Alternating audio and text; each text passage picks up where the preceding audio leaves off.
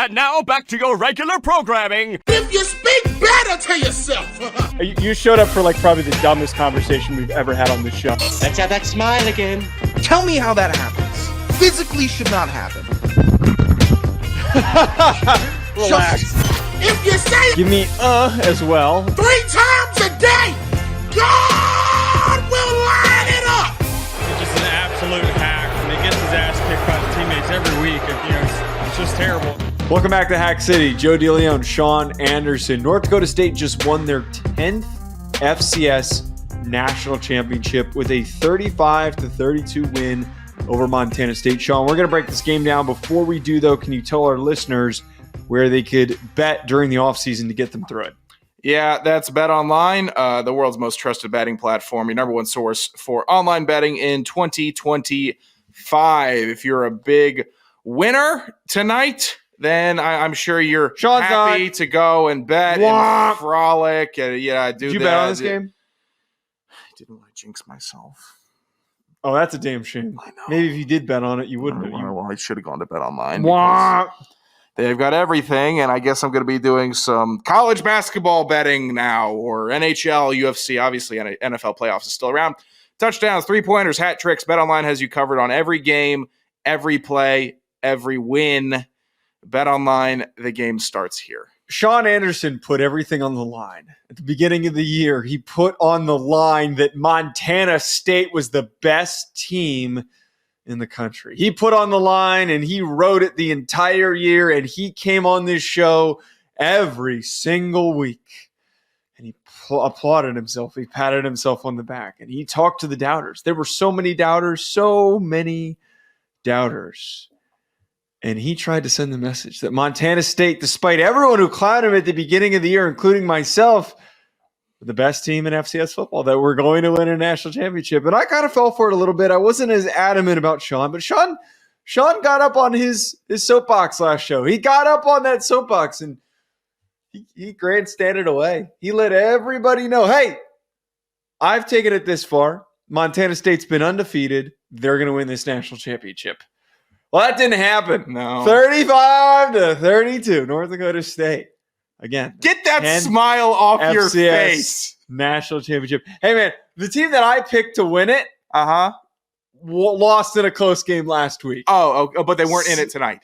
They weren't in it tonight because the way the bracket was set. The way the bracket was set up. I gotcha. I think that the playoff committee did a disservice to the real South Dakota State should have been in there. Montana State getting a light schedule, as we learned that the Big Sky wasn't as good as the Missouri Valley Football Conference. The Missouri Valley Football Conference just puts out different teams, man.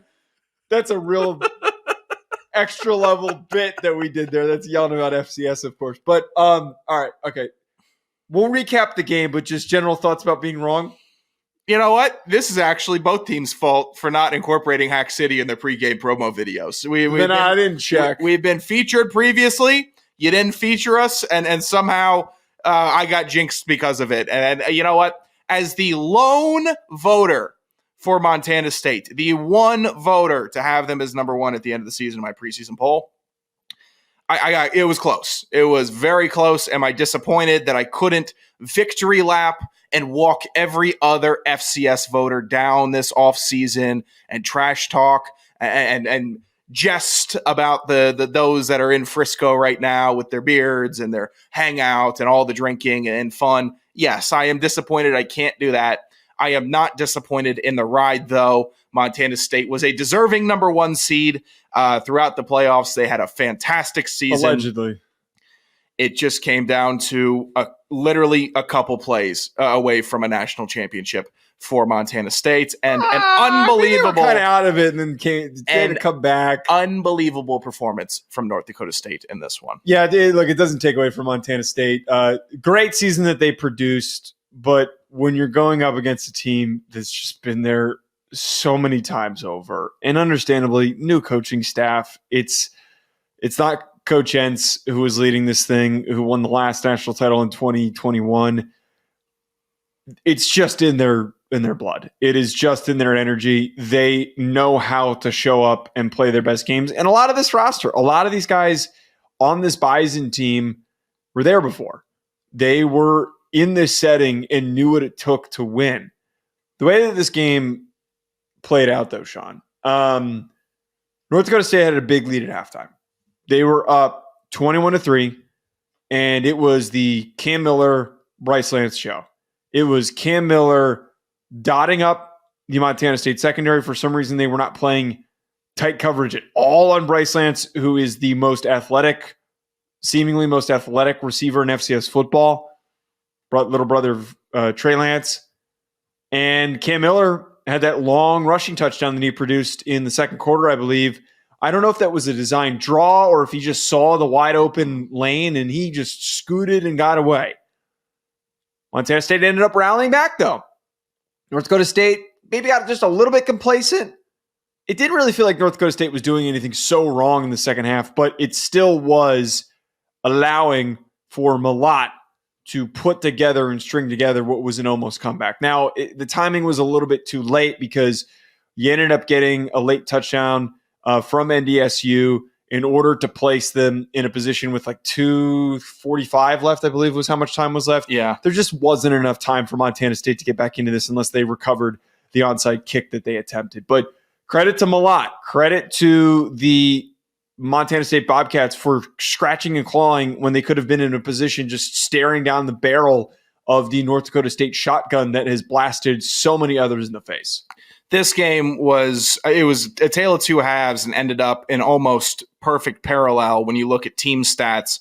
Whereas first half, you think, wow, North Dakota State's going to hold the ball for 40 minutes in this game, and time of possession is close. Rushing yards, three-yard disparity. Passing yards between both teams, 5-yard disparity. Third down efficiency, North Dakota State 8 for 12, Montana State 8 for 13. Like, it all shook out where it was dead even, yards per pass, yards per rush. You can look at the stats, and you will see that these were the 1 and 2 in this matchup. North Dakota State controlled the tempo early, and that sunk Montana State. That first quarter from North Dakota State was either scripted perfectly or just executed and played perfect football. 14-0 lead. You sink Montana State in a hole. You give Montana State the ball for the first time with like 7 minutes left in the first quarter. They give it back. You score again. They give it back again. You're rolling. It was just a perfect first quarter for North Dakota State that set them apart. Mm-hmm. And then second half, we got to see what the Montana State that we've been seeing all year. The offense, Tommy Malott take over. But North Dakota State did just enough. They bought themselves just enough leeway to keep the game at arm's length the entire time. It got close, very, very close, very nitty-gritty game. But that first quarter, it sunk Montana State and all the valiant efforts. There's a ton to take away from this one. Yeah. Cam Miller, awesome game. Malott had an awesome game. I keyed in on North Dakota State's initial approach in the first half defensively, suffocating defense. Run game couldn't get started. Every time it was a Montana State inside handoff, it felt like there were 7 Bison defenders ready to swarm tackle and shut them down. One thing that stands out, actually, to be a little more direct, Cam Miller definitely was reading the headlines and finding out. It's a near-perfect game. Well, no. Tommy Malott won the Walter Payton Award. Cam Miller was disenfranchised. Now, my pick was Cam Miller. I went with Cam Miller. Cam Miller was one of the most accurate and consistent passers in the country. I thought he took huge, tremendous strides forward. He was amazing this year, and he played to that potential. 19 of 22 for 200 yards and 2 touchdowns, 18 carries for 121 yards and 2 touchdowns as well, 64 for his long rushing touchdown that he produced. He was literally unstoppable, and he was constantly connecting with Bryce Lance. His performance in this game was insane. And it was one of the things that I remember back, and you referenced how we've been putting these hype videos before. We were put in a hype video 2 years ago when South Dakota State was facing Cam Miller when it was his first year as a starter. And I posed my doubts. I framed it that, hey, this kid is a mess on third down. He is not a consistent, steady passer. His accuracy is all over the place. I'm not in on Cam Miller.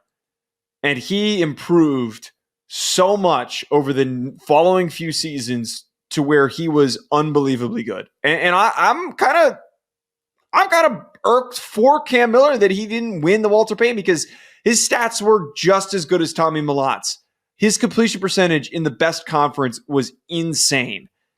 He should feel pissed off. I don't. We're it's on mute, and I'm curious to see next to us, but I'm curious to see if there's any post game quotes. Cam Miller, who talked all his shit after the South Dakota game, the state game, where he was saying, "I hate those guys."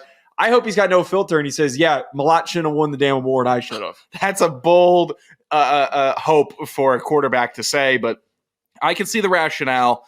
I wanted to see hear the thoughts on the 64-yard touchdown run where the Red Sea parted up the middle, and if that was a called quarterback draw or if it was just him seeing the game at a higher level than everyone else, because that play is going to haunt Montana State for a while. How you don't have – I saw so many people calling for a spy. I don't need a spy. I need rush lane integrity.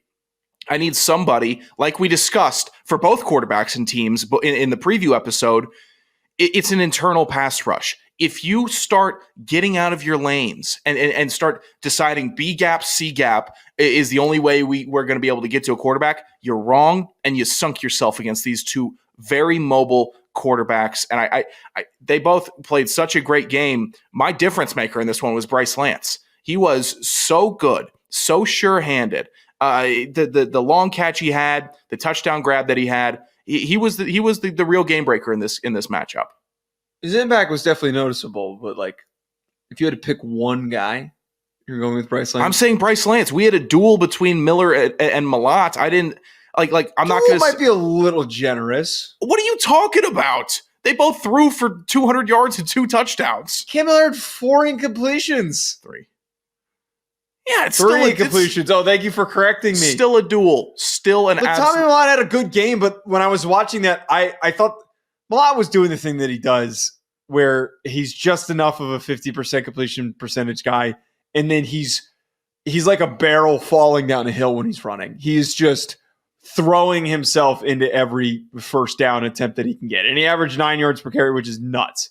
Probably one of the most reckless abandonment approaches I've seen from a team starting quarterback in a playoff game, national championship game, whatever it was. But dude, Cam Miller, I have to, if I'm the game changer winner of the football game who took over and changed everything was Cam Miller. Bryce Lance helped him because they didn't have any corners who could freaking cover the guy. Bryce Lance elevated the entire offense. Having somebody with that reach, the ability to secure a Cam Miller ball where he knows only Bryce Lance can get it on a huge critical play. He almost had 2 touchdowns with the one in the right on the goal line to squeeze in.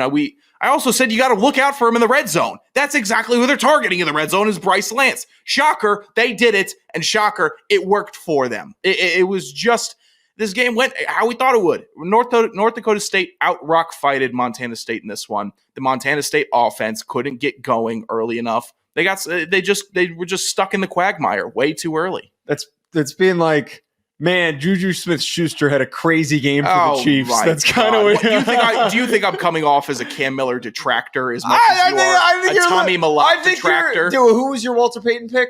Tommy Millott. I stand with my point. Fine. I think that you have an agenda. I think you do as well then. All right. I think that's a fair assertion. Yes, I think that's a fair assertion. Yes. One of the biggest and most notable things, though, was North Dakota State's run defensive approach in this game. One of the things in narratives that we pushed coming into this and all season long was that Montana State was the 3-headed monster running the football. Adam Jones, Scotty Humphrey, Tommy Millott. You cut off one head, the other 2 are still alive, and they're biting the shit out of you.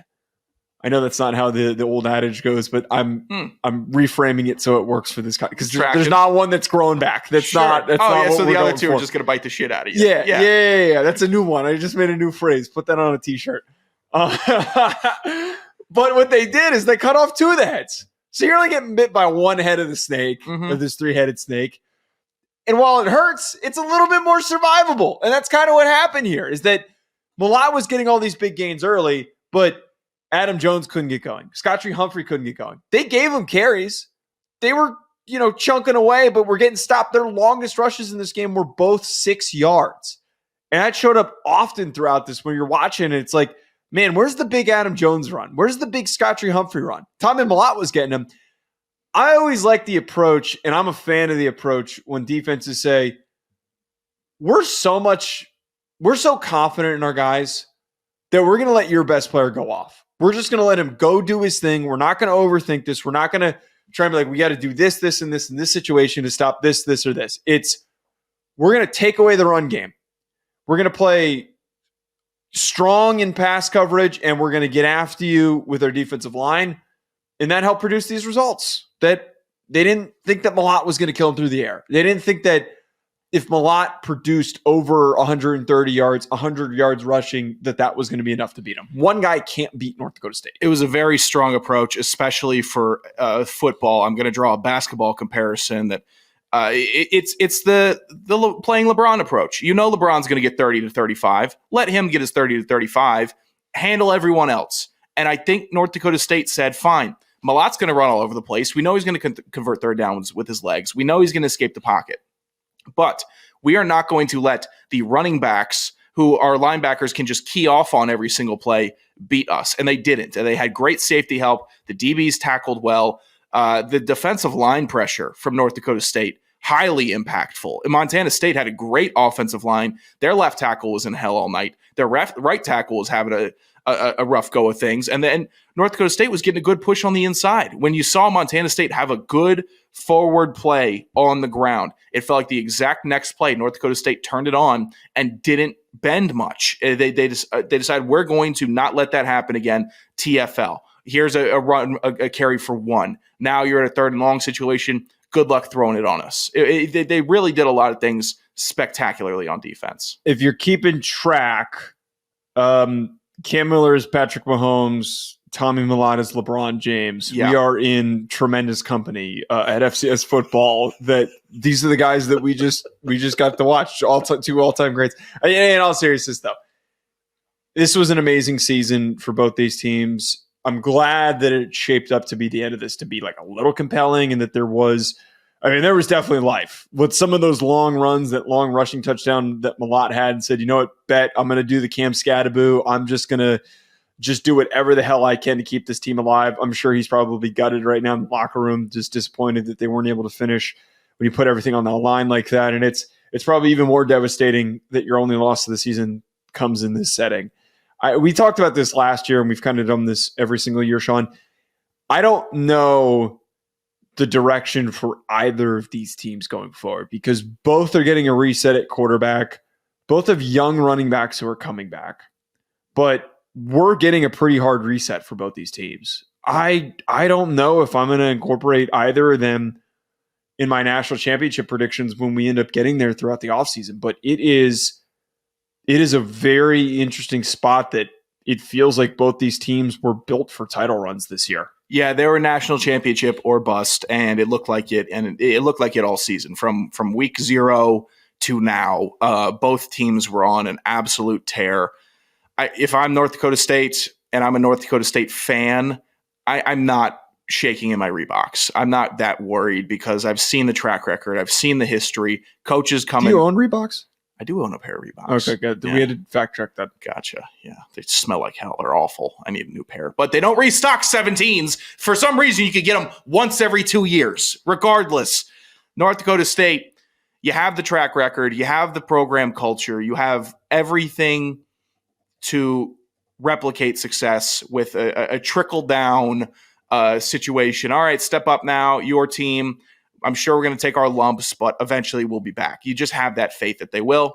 Montana State, if I'm a fan of them, I'm hoping that this run and under the Chambers-Mellott era, they are cultivating a similar style of culture that North Dakota State has to continue to be in the hunt. We see that their brother Montana has done that. They can continually be competitive, make the playoffs, and maybe make a run. Montana State, your next big challenge, not going 15-0 in the regular season again, but coming in the top 3, ending up in the top 3 in the Big Sky. That should be the goal for the offseason. Random side tangent as we close out this episode. One of the things that we've talked about indirectly on the show, is fears of my takes on Kenny Pickett and fears of his quarterback coach who follows me, having seen them and me, indirectly knowing him.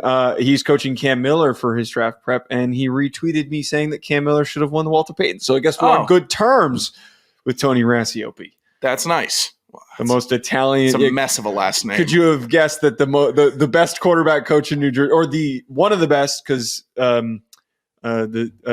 Matt Sims and his father also coach quarterback, so I can't say that they're not in the mix, but one of the best quarterback coaches in New Jersey has a last name Rasiopi. What about another great quarterback coach in New Jersey has a last name Booker, but you're not giving him any love? Who? Caden Booker. I think he doesn't coach quarterbacks, does he? He's coaching. No, he's just coaching high school. Yeah, I was going to say, just shout out Book. Why not?